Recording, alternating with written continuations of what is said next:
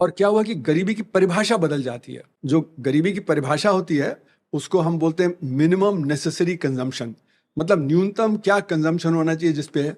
तो minimum necessary consumption वो space और टाइम स्पेसिफिक होता है।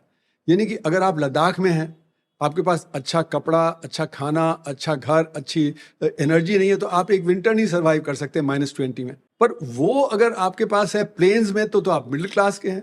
और अगर आप तमिलनाडु में देखें तो वहां पे एक छप्पर के नीचे एक केला खा के और वेष्टी पहन के आप जिंदगी गुजर कर सकते हैं।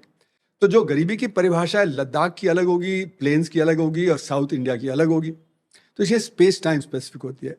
तो हमारी जो गरीबी है वो परसिस्ट कर रही है। तो ये जो समस्या है वो और ज्यादा विकट हो गई 1990 के बाद, क्योंकि हमने असंगठित क्षेत्र की तरफ ध्यान देना बंद कर दिया। अब स्टेट का रोल ही हमने रिड्यूस कर दिया। पहले था 1947 के बाद कि स्टेट एक बड़ा रोल प्ले करेगा और प्राइवेट सेक्टर फॉलो करेगा। अब 1991 की कि प्राइवेट सेक्टर आगे होगा और स्टेट पीछे होगा। तो स्टेट का जो रोल था वो था प्राइवेट सेक्टर के लिए कैपिटल बनाना।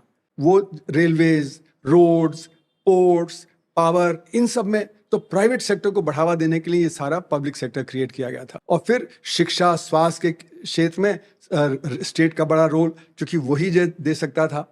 तो हमारे जो लिटरेसी वगैरह है वो आगे बढ़ा इसी वजह से। तो इसलिए ये कहना कि मतलब सन 2000 के दशक में चमक दमक थी, वो सिर्फ ऊपरी थी, वो सिर्फ हमारे संगठित क्षेत्र की थी, वो हमारी अर्थव्यवस्था की नहीं थी।